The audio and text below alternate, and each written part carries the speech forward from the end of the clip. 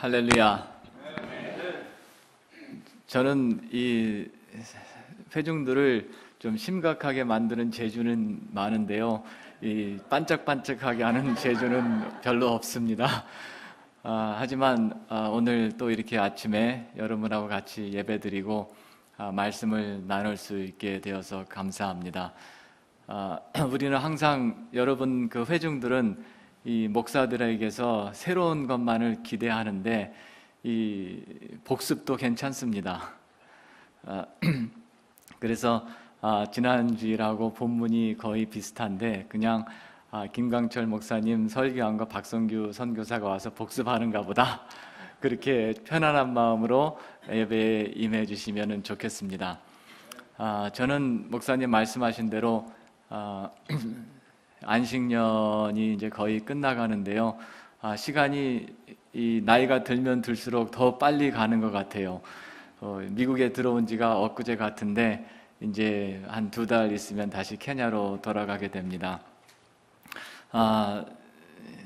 케냐로 돌아갈 것을 생각하니까 마음에 솔직히 말해서 기대가 되고 빨리 가고 싶습니다.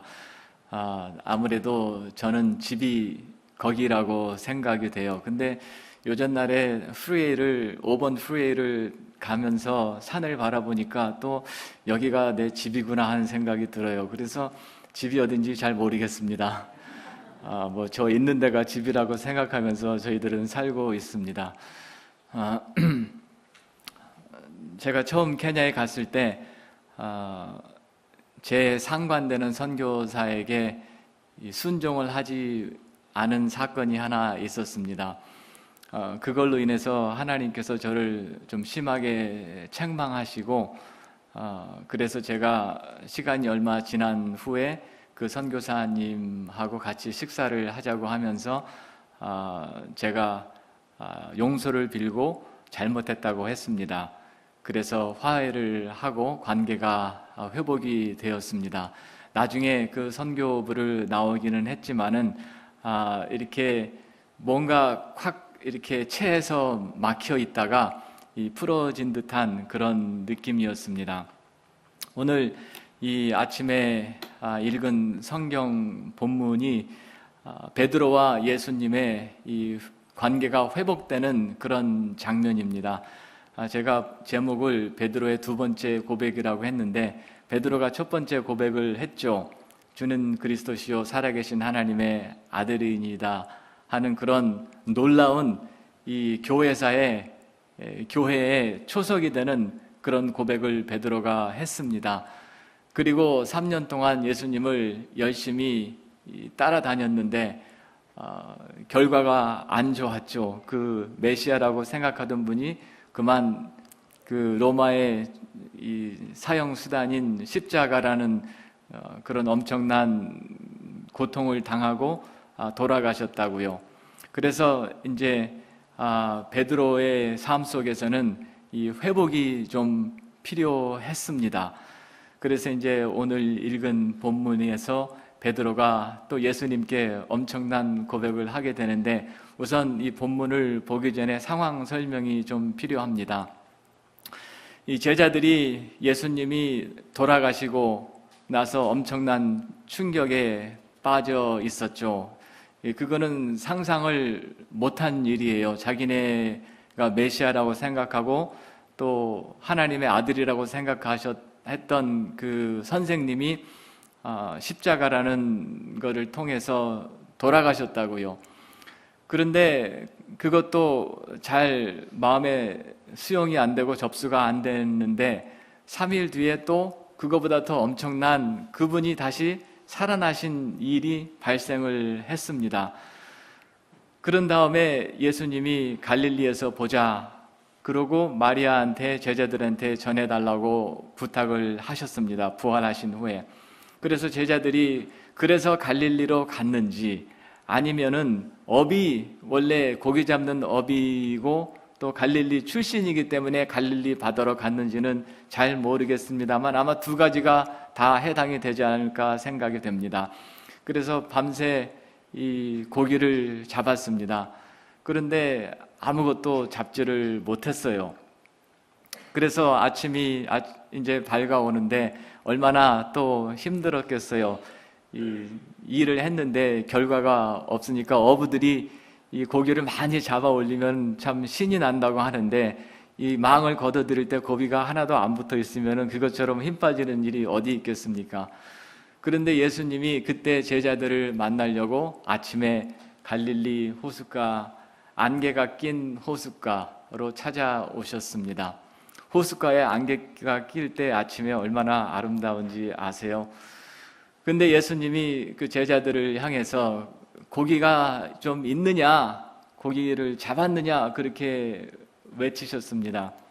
근데 제자들이 누가 외치는지도 모르고 고기 못 잡았어요. 그러니까 예수님이 또 해변에서 그러면 그물을 오른편에 한번 던져보아라. 그래서 던져보았더니 고기가 요한의 기록에 153마리가 잡혔다고, 이 나중에 기억을 하고 요한복음을 기록할 때 그것을 기록해 놓았습니다. 그런데 요한이 참 센스가 있는 사람인 것 같아요. 그때 이 섬광같이 머리에 떠오르는 게, 옛날에도 이랬지. 우리가 처음에 예수님을 만났을 때 갈릴리에서 고기를 잡고 있었는데 밤새 고기를 못 잡았는데 예수님이 오셔가지고 그물을 한번 더 던져봐라. 그래서 고기가 엄청나게 잡힌 사건이 생각났습니다. 그래서 요한이 외치기를 주시다. 그랬더니 이 성질 급한 베드로가 첨벙하고 물에 뛰어들었습니다.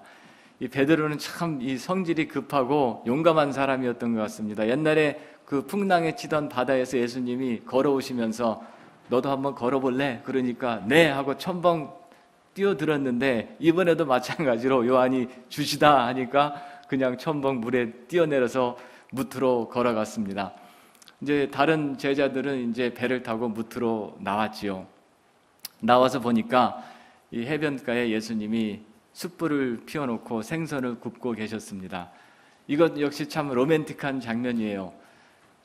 저는 이런 일은 잘 하지 않지만 케냐에서 한번 숯불을 피워놓고 석쇠에다가 생선을 구워본 적이 있습니다. 그런데 참 냄새도 좋고 아주 운치가 있어요. 밤에 아들하고 둘이, 그때 제 아내는 어디 갔었어요. 근데 우리 큰아들하고 저하고 둘이 이제 집에 있는데, 야, 우리 고기나 구워 먹자. 그리고 바깥에 나가서 숯불을 피고 석쇠에다가 생선 한 마리를 집에 있던 거를 올려놓고 구웠는데 아주 둘이 좋은 밤을 보냈습니다. 예수님이 석쇠에다가 생선을 구웠는지 아니면 차콜 위에다 뭘 놓고 구웠는지 모르지만 생선을 굽고 계셨습니다. 여러분, 교회에서 지금도 그런 거 하는지 모르겠지만은 제가 선교 나가기 전에 제가 섬기던 교회에서는 가끔 주일날도 그렇고 토요일날도 그렇고 주일날 예배 끝나고 좀 자주 했던 것 같아요. 그때 젊은 집사님들이 좀 많았었는데 바베큐를 했습니다. 그런데 이제 바베큐 할 때 갈비를 재가지고 오고, 그 다음에 또 가지고 오는 게 있어요. 갈비 말고 뭐죠? 꽁치. 예. 여러분 지금도 하세요? 그거 갈비를 구워 먹고 그 다음에 꽁치를 구워 먹으면 어떤 젊은 집사들은 대가리하고 꽁지만 남겨놓고 다 그냥 먹어버려요. 저는 어렸을 때 꽁치를 많이 먹고 컸습니다. 저희 어머니가 시장에 가셔서 꽁치를 자주 사오셨는데, 이 꽁치는 좀 가난한 사람들이 먹었다 그래요. 이 좀 부유한 사람들은 고등어를 먹었대요. 여기 고등어 먹고 크신 분들은 좀 부유한 집안에서 크셨고, 저처럼 꽁치 먹고 크신 분들은 그래서 꽁치를 참 좋아했는데, 예수님이 그렇게 새벽 아침 해변가에서 생선을 굽고 또 떡도 준비해 가지고 오셨어요. 근데 이 떡을 빵인데 준비해 가지고 오셨을 때 제자들에게 생선도 구워서 주고 떡도 주었어요. 제자들이 다 받아서 먹었습니다. 근데 이 빵은 얼마 전에 6월절 만찬을 할 때 예수님이 만찬 중에 빵을 떼어서 제자들에게 주시면서 이것은 내 살이니, 그리고 포도주를 주면서 이것은 내 피니, 너희가 이것을 먹고 마실 때마다 나를 기념해라 그랬거든요.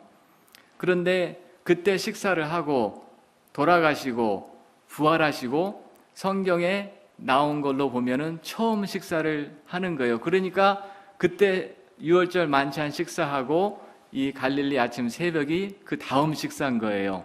근데 그때 무슨 일이 있었냐면은 내가 곧 팔리운다, 죽는다 그랬더니 제자들이 저도 같이요. 그리고 저는 절대로 안 그러겠습니다. 또 베드로는 뭐라고 그랬냐면 내가 감옥에도 같이 가고 죽는데도 같이 죽고 막 그랬단 말이에요. 그런데 그때 밥 먹으면서 그랬는데 또 아침에 예수님하고 그 다음 식사를 하는 거예요. 마음이 어떻겠어요? 그 전에 자기가 그러겠다고 했는데 예수님이 잡히시니까 제자들은 다 도망가 버리고 베드로는 그래도 용기가 있어서 그 뜰에까지 따라 들어갔다가 계집종이 와가지고 예수 알지? 그러니까 몰라. 그 다음에 다른 사람이 아니야 너 알아? 그러니까 아니야 몰라. 아니야 맞는데 그러니까 아니야 몰라. 그랬는데 지금 그분이 바로 앞에 있으니까 같이 밥을 먹으니까 얼마나 불편했던 식사 자리였겠는가. 아마 체하지 않았으면 다행일 거예요. 식사를 한다는 것은 같이 음식을 먹는다는 것은 많은 의미를 내포하고 있습니다. 누가 식사 자리에 초대를 하면 그거는 친분을 쌓자, 우정을 나누자, 대화를 하자. 거기에서 친분도 싹트고 우정도 생기고 사랑도 생기고 하는 거예요. 그렇게 예수님이 제자들은 아마 아침 식사를 어떻게 했는지 아마 엄청 무거운 마음으로 그렇게 아침을 거기서 예수님하고 했을 거예요. 근데 그게 이제 상황인데 이제 요한은 그 식사 마친 다음에 이제 카메라를 돌려서 베드로하고 예수님의 대화 장면을 기록하고 있습니다. 요한의 아들 시몬아, 내가 나를 사랑하느냐? 그렇게 예수님이 물어보니까 베드로가 네 주님, 내가 주님을 사랑하는 줄 주께서 아십니다. 두 번째로 예수님이 요한의 아들 시몬아, 내가 나를 사랑하느냐? 똑같이 베드로가 네 주님, 내가 주님 사랑하는 줄 주님께서 아시잖아요. 세 번째 똑같이 요한의 아들 시몬아, 내가 나를 사랑하느냐?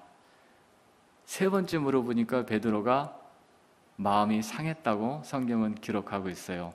네 주님, 내가 주님 사랑하는 줄 아시잖아요. 알면서 자꾸 왜 물어보는 거예요?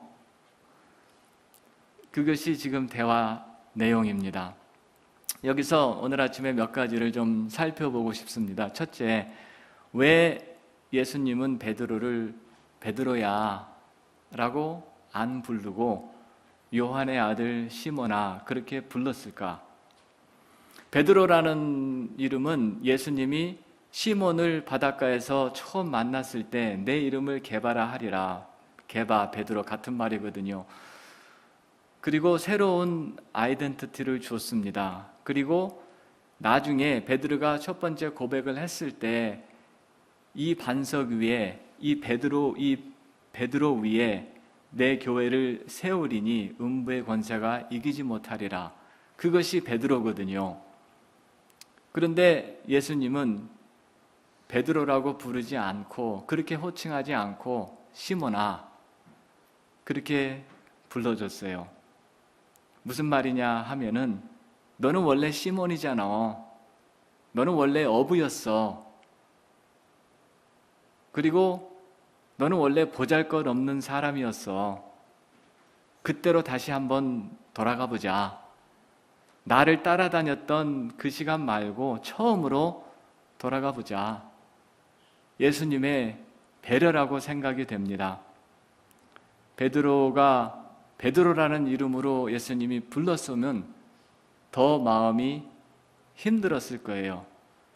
그런데 자기의 가지고 있던 원래 이름, 예수님을 만나기 그 전에 이름으로 시몬아, 거기에는 이 베드로의 생각 속에서 과거로 돌아가게 하는 그런 일을 예수님이 시작을 했습니다. 그리고 내가 이 모든 사람들보다 두 번째로 나를 더 사랑하느냐 그렇게 물어봤을 때 베드로는 네 주님, 내가 이 모든 사람들보다 세상의 모든 것보다 다 더 주님을 사랑합니다. 그렇게 말을 못했어요. 심지어는 내가 주님 사랑합니다. 그렇게도 말을 못했어요. 겨우 베드로의 입에서 나올 수 있었던 말은 무엇이냐면 내가 주님 사랑하는 줄 주님이 아시잖아요. 여러분 애들 키우실 때 애들 혼내셨죠? 뭐 손자도 혼내시는 할아버지 할머니가 계신지 모르겠지만 이 부모는 애들을 혼내면서 키우죠. 저희도 애들을 키우면서 혼내면서 키웠는데 지금도 생각나요. 사진도 찍어놓고 사진 보면 너무 재밌어요. 우리 애들이 한 2살, 3살 됐을 때 잘못하면은 손들어! 그러면 벽에 가서 손들고 있으면서 눈물 찔찔 흘리는 거 사진을 찍어놓은 게 있어요. 지금 보면 얼마나 재밌는지. 그리고 뭐 잘못하면은요 침대에 엎드려 놓고 엎드려! 몇 개 맞을래? 그러면 꼭 한 대 맞는데요. 저희들은 뭐 케냐에서 애들을 키웠으니까 순경 부를 염려도 없었고요. 그냥 마음껏 때렸습니다. 애들이 잘못하면은 부모 앞에서 길을 못 펴지요. 말을 못 펴지요. 또 우리가 누구한테 잘못을 했으면 그 사람 앞에 섰을 때 만나면 안 되는 사람인데 이 사람 다시 보고 싶지 않은 사람인데 왜냐하면 내가 빚을 졌기 때문에 내가 그 사람한테 잘못했기 때문에 만나면 내가 너무 민망해. 만나면 내가 너무 괴로워. 그런 사람들 없으세요? 그런 사람들하고 어떻게 딱 마주쳤다. 참 민망할 거예요. 만나면 안 되는 사람인데 베드로가 아마 지금 예수님을 딱 해변에서 만나서 대화를 나눌 때 그런 심정이지 않았을까? 얼마나 마음이 힘들고 괴로웠을까? 또 한 가지 생각해 볼 수 있는 것은 예수님이 베드로한테 시몬아, 내가 나를 사랑하느냐고 했을 때 그 사랑은 이 그릭 말로 아가페라는 말에서 나온 그 동사형 아가파오라는 단어를 썼습니다. 무슨 말이냐면 예수님이 베드로한테 내가 나를 사랑하느냐 했을 때 예수님은 하나님의 사랑의 말을 썼습니다. 근데 베드로는 거기에서 대답할 때 내가 주님을 사랑하는 줄 주님께서 아시나이다 하고 대답할 때 그 쓴 단어는 이 아가페라는 단어가 아니고 필레오라는 친구 간의 사랑, 우정을 나누는 사랑, 그런 사랑을 의미하는 필레오의 동사형으로 내가 주님을 사랑한다고 대답을 했습니다. 아마 감히 하나님의 사랑으로 사랑한다고 대답을 못했을 겁니다. 마지막으로 생각해 볼 수 있는 게 뭐냐면은 예수님이 똑같은 질문을 3번을 하셨어요. 내가 나를 사랑하느냐? 네, 내가 주님 사랑하는 줄 주께서 아시나이다. 한 번 들었으면 됐지. 뭐 똑같은 말을 3번씩 물어보나. 여러분, 누구한테 내가 나를 사랑하느냐고 물어볼 때는 제 경우에는 그래요. 내가 그 사람을 좋아하고 사랑하지 않으면 그 말은 물어볼 필요조차 없는 말이에요. 내가 너 싫어하는데 당신이 나를 사랑하는 게 무슨 상관이야? 내가 당신을 사랑하니까 당신도 나를 사랑해? 하고 확인하고 싶은 거예요. 제 아내가 그래요, 저한테. 근데 결혼 초기에는 많이 했는데 이제 그게 자꾸 줄어들더라고요. 사랑이 줄어드는지. 근데 요새는 잘 안 물어봐요. 아마 제가 사랑을 많이 해줘서 그런가 봐요. 이제 의심을 안 하는 것 같아요. 근데 예수님이 내가 나를 사랑하느냐? 그 말을 베드로한테 3번 물어봤어요. 그 말은 아픈 부분을 3번 찌른 거예요. 한 번 찌르고 대답을 들었는데 또 찔렀어요, 아픈 데를.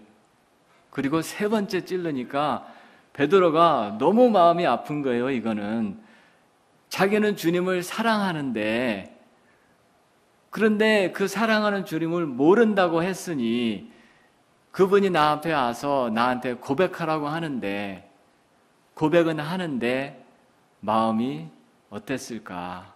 참 참담하지 않았을까. 어떻게 보면은 이 죄짓고 아버지한테서 도망갔다가 아버지한테 돌아온 탕자의 모습같이 그냥 그런 모습이었지 않았나. 아니면은 이 가늠하다가 현장에서 잡힌 여자가 예수님 앞에 끌려와서 돌로 지금 쳐 죽어야 되는 그런 순간에 아무 말 없이 예수님 앞에 앉아 있는 그런 심정이지 않았나, 베드로가 하는 그런 이 베드로하고 예수님 간의 그 사랑의 그 너무나 끈적끈적한, 너무나 끈끈한 그 사랑의 대화와 사랑의 관계를 여기서 한번 느껴볼 수가 있습니다. 같은 이 요한복음을 기록한 요한 사도는 나중에 요한 1, 2, 3서란 서신을 기록하는데요. 거기에서 요한 1서 2장 15절 16절에 이런 말씀을 기록하고 있습니다. 이 세상이나 세상에 있는 것들을 사랑치 말라. 누구든지 세상을 사랑하면 아버지의 사랑이 그 속에 있지 아니하니 이는 세상에 있는 모든 것이 육신의 정욕과 안목의 정욕과 이생의 자랑이니 다 아버지께로 쫓아온 것이 아니요 세상으로 쫓아온 것이라. 그런 말씀을 기록하고 있습니다. 육신의 정욕이라고 하는 것은 쾌락, 정욕 그런 것을 의미하고, 안목의 정욕이라고 하는 것은 물질이나 돈이나 또 그걸로 살 수 있는 모든 것을 의미하고, 이생의 자랑이라는 것은 자기를 과시하고 싶은 욕심, 자기를 나타내고자 하는 욕심, 지위나 명예 이런 것들을 의미합니다. 그러나 성경은 이 모든 것들이 세상으로부터 온 것이고 아버지한테서부터 비롯된 것이 아니다. 그러면서 하나님과 세상을 같이 사랑할 수 없다고 그렇게 얘기를 합니다. 그러면 오늘날 이 세상에서 두 발을 딛고 살아가는 저와 여러분이 이 세상 속에서 어떻게 살아야 되나 하는 우리의 갈등 아니에요? 우리의 스트러글이잖아요. 매일매일. 마귀가 여러분한테 그 나쁜 사람들이 와서 총을 여러분한테 들이대고 예수 믿을래 안 믿을래? 예수 믿으면 죽이고 예수 안 믿으면 살려주고, 여러분은 그런 상황이 아니에요. 케냐에서는 그런 상황이 전개가 됩니다. 그 소말리아에 있는 테러리스트들이 케냐로 넘어와서 지금은 잠잠해요. 이제 근데 또 언제 또 터질지 모르죠. 한참 테러가 있을 때는 이 쇼핑몰에도 들어오고 대학교에도 들어가고, 쇼핑몰에서는 한 60몇 명이 죽었죠. 그때는 저도 그때 거기 있었죠. 제가 한번 와서 말씀드린 것 같은데. 그리고 대학교에 들어와가지고 150몇 명이 죽었거든요. 학생들이. 근데 어떻게 죽였냐 하면은 너 예수 믿니? 안 믿니? 너 이슬람이야? 기독교인이야? 물어봤다고, 한 사람씩. 그래가지고 기독교인이라고 하면 쏴주고 이슬람이라면 놔주고 그랬다고요. 그런데 여러분은 지금 그런 상황이 아니에요. 대신 마귀가 어떻게 우리들을 공격하냐 하면은 세상에 푹 빠지게, 세상에 푹 빠져서 예수를 믿는 건지 세상을 믿는 건지 모르고, 예수의 제자인지 성도인지 모르고 살아가도록 그렇게 하는 것이 마귀가 이 선진국에 사는 여러분들에게 하는 일이 아닌가 생각이 듭니다. 신명기 6장 5절에 이런 말씀이 있습니다. 하나님이 계명을 주시는데 하나님은 여호와는 한 분이시다. 그러므로 여호와를 사랑할 때 마음을 다하고 목숨을 다하고 힘을 다하여 주 너의 하나님을 사랑하라. 그렇게 신명기서에 기록이 되어 있습니다. 이 마음을 다해서 사랑한다고 하는 것은 영어에 with all your heart 그렇게 기록이 되어 있습니다. 이 heart라고 하는, 마음이라고 하는 것은 심장이 아니고, 우리 이 뛰는 심장이 아니고 우리 마음 가장 중심에 위치하고 있는 것이 이 마음이다. 그렇게 사람들은 얘기를 합니다. 마음을 다해서 사랑하라고 하는 것은 이 가장 내 깊숙한 곳에서부터 하나님을 사랑하라. 목숨을 다해서 하라고 하는 것은 with all your soul, 이거는 우리의 전부를 다해서, 우리의 전체를 다해서 전폭적으로 너의 가진 것을 다 해서 하나님을 사랑하라. 그리고 힘을 다하여 사랑하라고 하는 것은 with all your strength, 육신에 가지고 있는 힘, 그것까지 총동원해서 하나님을 사랑하라. 그렇게 우리에게 얘기를 해주고 있습니다.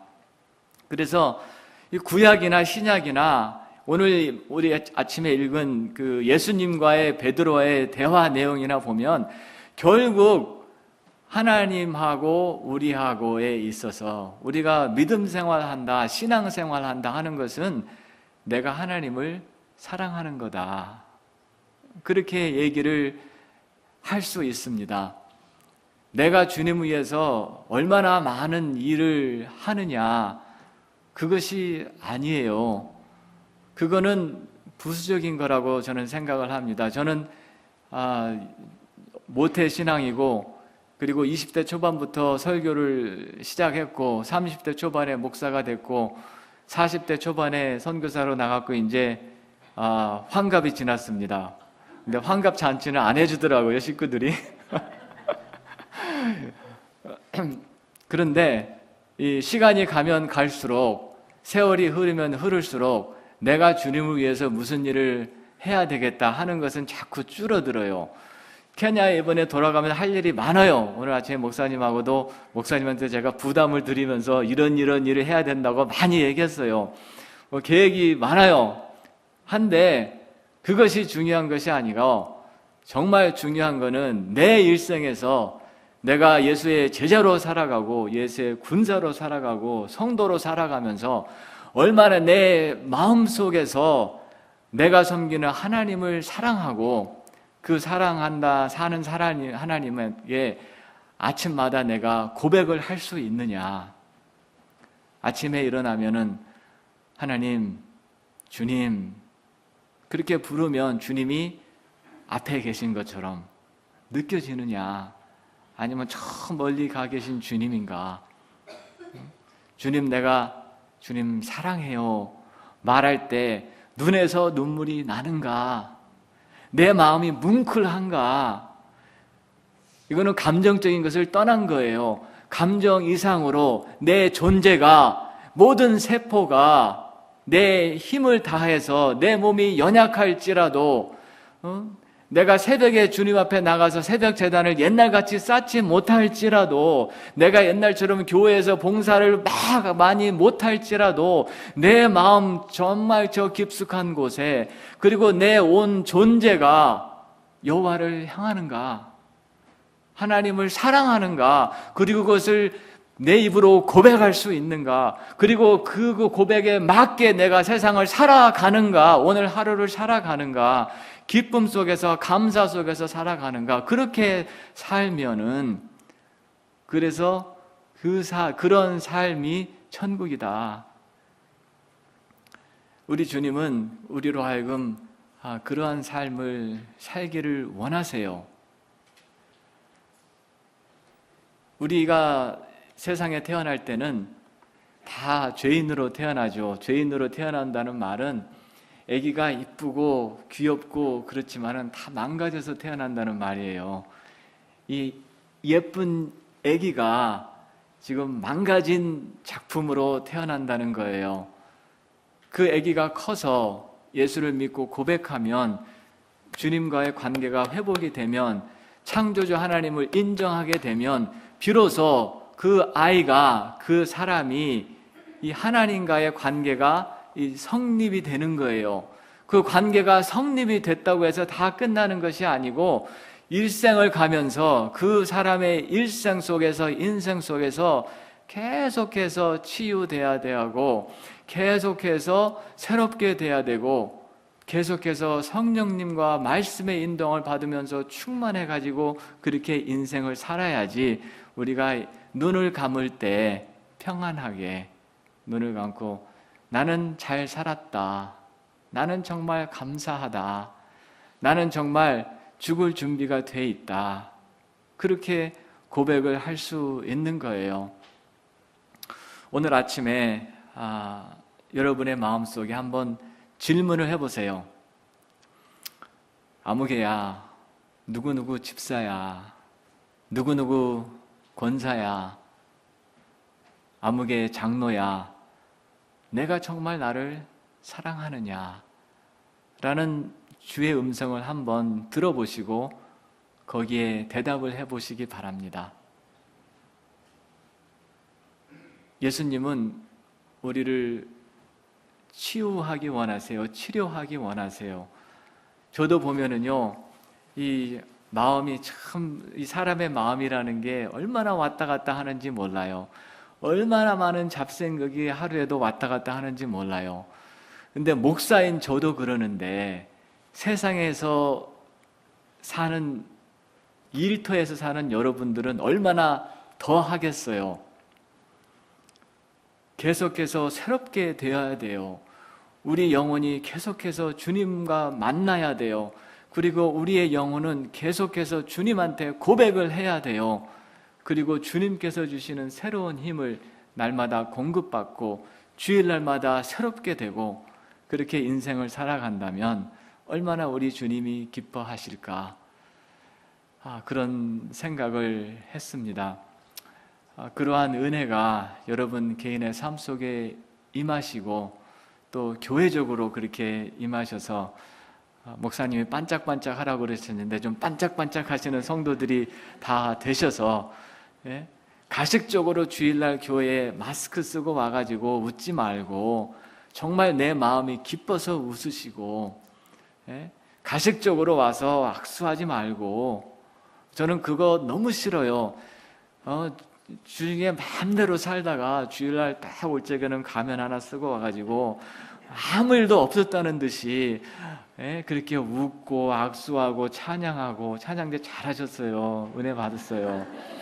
뭐라고 하는 게 아니에요.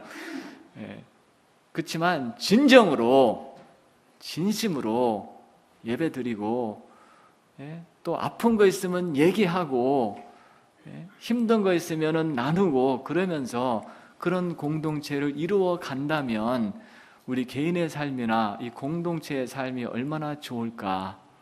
그러한 은혜가 여러분 개인과 가정과 또 이 교회 속에 임하시기를 예수님의 이름으로 축원합니다. 제가 기도하겠습니다. 자비로우신 아버지 하나님, 은혜를 감사합니다. 오늘 아침에 내가 나를 사랑하느냐 라고 베드로에게 물어보신 우리 주님의 음성을 우리가 듣게 하시고 거기에 응답하게 하시고 거기에 합당한 삶을 살아가는 우리 모두가 되게 하여 주시옵소서. 감사하고 존귀하신 예수님의 이름으로 기도했사옵나이다.